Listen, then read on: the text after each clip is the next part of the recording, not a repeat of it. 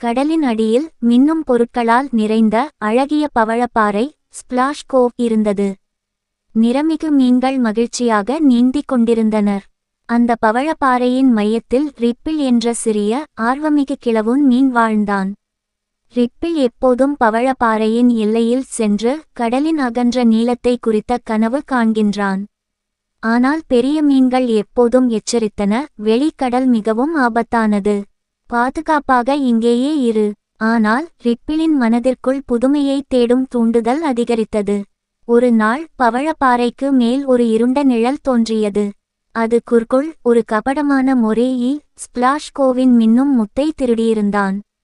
அந்த முத்தம் பவழப்பாறைக்கு ஒளியை தரும் ஒரு அதிசய பொருள். நான் அந்த முத்தத்தை மீண்டும் கொண்டு வருவேன், ரிப்பிள் உறுதியுடன் சொன்னான். மார்லா அவனை நிறுத்த முயன்றாள், ஆனால் ரிப்பிளின் தைரியம் மற்ற மீன்களை ஊக்குவித்தது. ரிப்பிள், மிகவும் கவனமாக இரு என்று மார்லா சொன்னாள். ரிப்பிள் தன்னுடைய சிறிய வாளுடன் வெளியக கடலில் நீந்தினான். கடும் வெள்ளப்பெருக்குகள் அவனை தள்ளியது. அவன் ஜெல்லி மீன்களை தவிர்த்தான், இன்னும் ஒரு மிரண்ட பாராக்குடாவிலிருந்து தப்பித்தான். ஆனால் அவன் கைவிடவில்லை. முதற்கனிவாக ரிப்பிள் குர்குலின் இருப்பிடத்தை கண்டுபிடித்தான். அது ஒரு ஆழமான இருண்ட பள்ளத்தில் இருந்தது. அந்த முத்தம் குர்குலின் உள்ளே ஒரு குகையில் மெல்லிய ஒளியுடன் ஒளிந்து இருந்தது.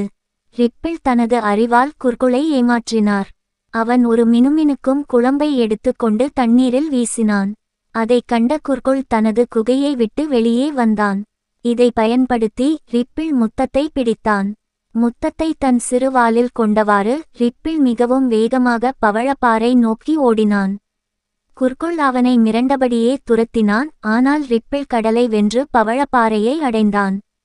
அங்கே அனைத்து மீன்களும் தனது சிறிய நாயகனை கொண்டாடினர். அந்த முத்தத்தை அதன் சரியான இடத்தில் வைத்து ரிப்பிள் மீண்டும் பவழப்பாறையை ஒளிமிகு இடமாக மாற்றினான். அவன் செய்த தைரியம் மற்றும் புத்திசாலித்தனத்திற்காக ஸ்பிளாஷ் கோவின் அனைத்து மீன்களும் ரிப்பிளை புகழ்ந்தனர். அந்த நாளில் இருந்து ரிப்பிள் ஒருபோதும் ஒரு சாதாரண மீனாகவே பார்க்கப்படவில்லை. இக்கதையில் நாம் தெரிந்து கொள்ள வேண்டியது, தைரியமும் புத்திசாலித்தனமும் எதை வேண்டுமானாலும் வெல்லும்.